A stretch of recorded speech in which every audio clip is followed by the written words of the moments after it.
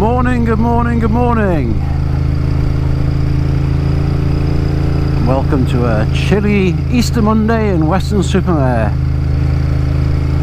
So today's video is going to be a bit of a follow-up from one that I did around Christmas time, I think it was. Basically, which was about, do you believe in ghosts? I had a bit of a good response from it. A couple of guys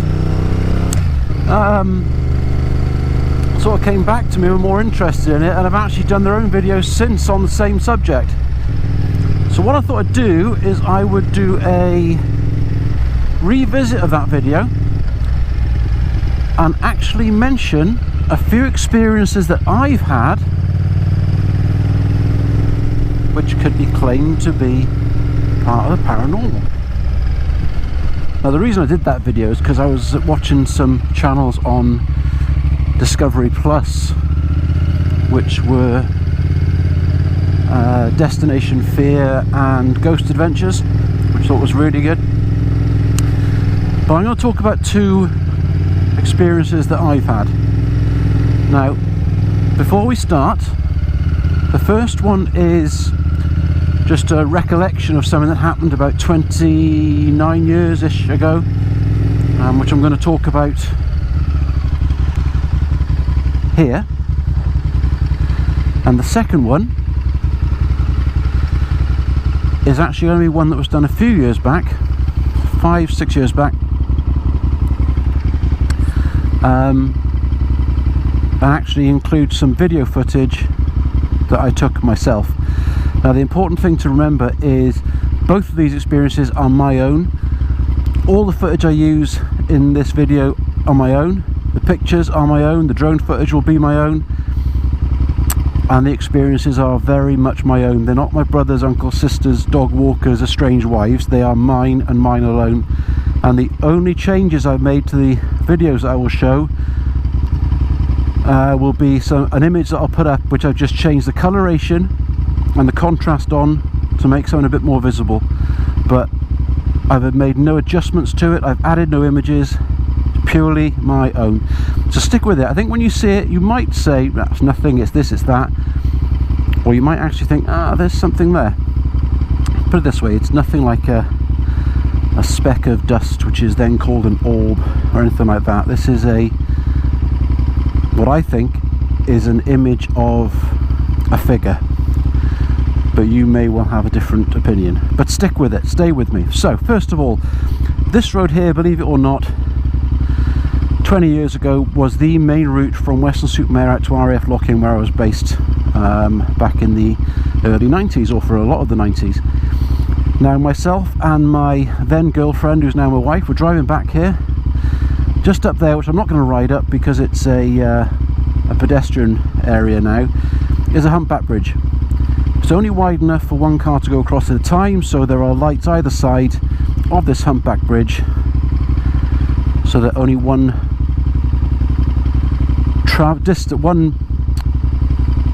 vehicle is allowed over, or one direction at a time. So we're stuck on this side, lights are red. It's night time, we're travelling back from being in town, and we're parked at a red light. The lights change to green and we just sit there. Now for an 18-19 year old to be sat at the lights after they've changed to green is strange in itself, but we sat there for about 6 to 7 seconds. Now after that 6 to 7 seconds, a Ford Escort with his lights turned off ran the red light the other side and basically came across the humpback bridge, which, had we gone when the lights changed, we'd have had a head-on right on top of the bridge, and we might not be here now. So was there something that stopped us going? Was there something that told me to hold back for a moment? I don't know. If you knew the bridge, which I can't really show you because it's a pedestrian way, you'd understand that there is no visible way you can see what's coming from the other side because of the way it's designed. But when that car came through with his lights turned off and he ran the red light, that could have been game over for us at the age of, I can remember, 18 or 19 years old. And I certainly wouldn't be here now, certainly wouldn't be talking to you now in this capacity.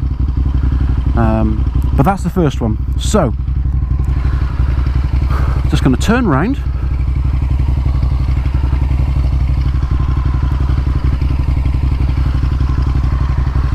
And by the wonders of technology,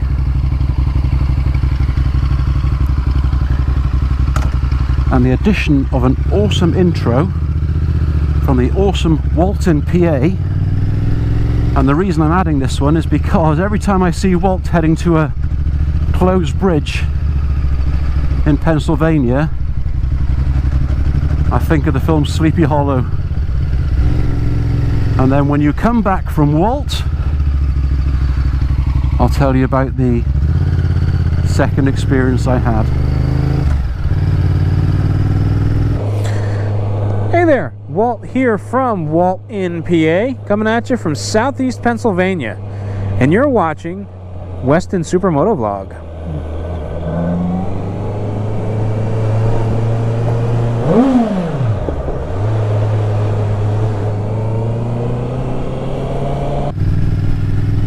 And by the wonders of technology, we are now in the pretty little village of Uphill, which is just the other side of Weston Supermare. And we'll talk about the next experience I had.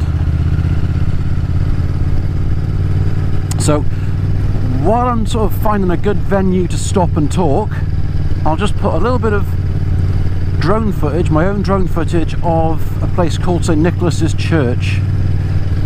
Now, St. Nicholas's Church is just up there on the hill. You can just see the top of it there, maybe. And it's a beautiful little church. Stunning little church. But you can only get to it really by walking, unfortunately. And I'm not going to stop there, because there's no view of the church there. I'd like to be able to actually see the church.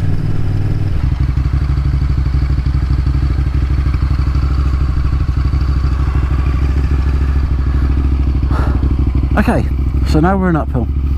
Now, you're going to have to bear with me on this one, because what I'm going to be doing is doing a bit of a narration here, but adding video over the top so you can see my footage that I got.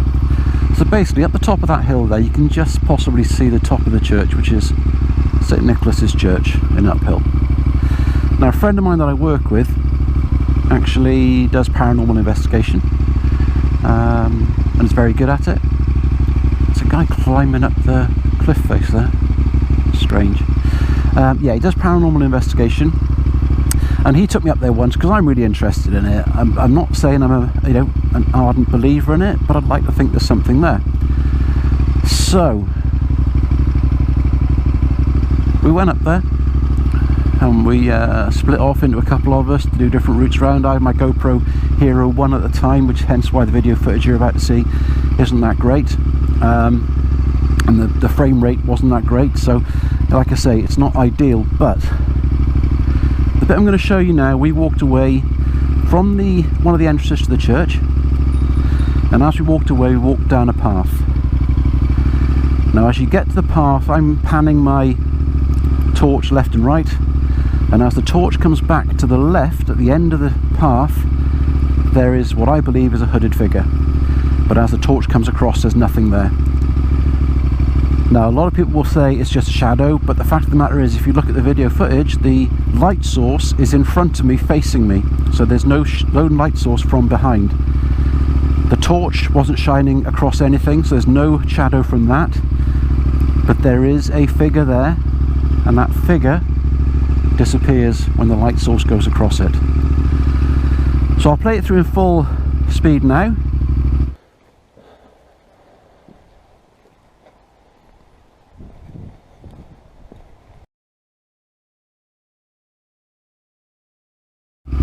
And now what I'll do is I'll play it at a slower pace.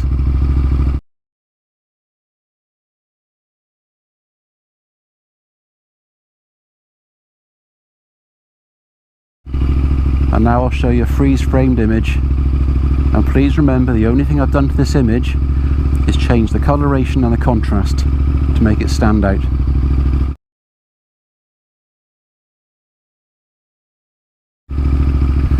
So there you go. I do hope I haven't wasted your time. I hope you enjoyed it. I'm not trying to convince you of anything, because there's nothing to be convinced about. It's whether you believe or not, and whether you enjoy or not. But all I would say is, wouldn't it be a lot more interesting if there was something else?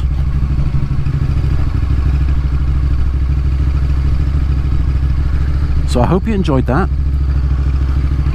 I hope the guys that were interested in the previous video and did their own little extras as follow-ups enjoyed it.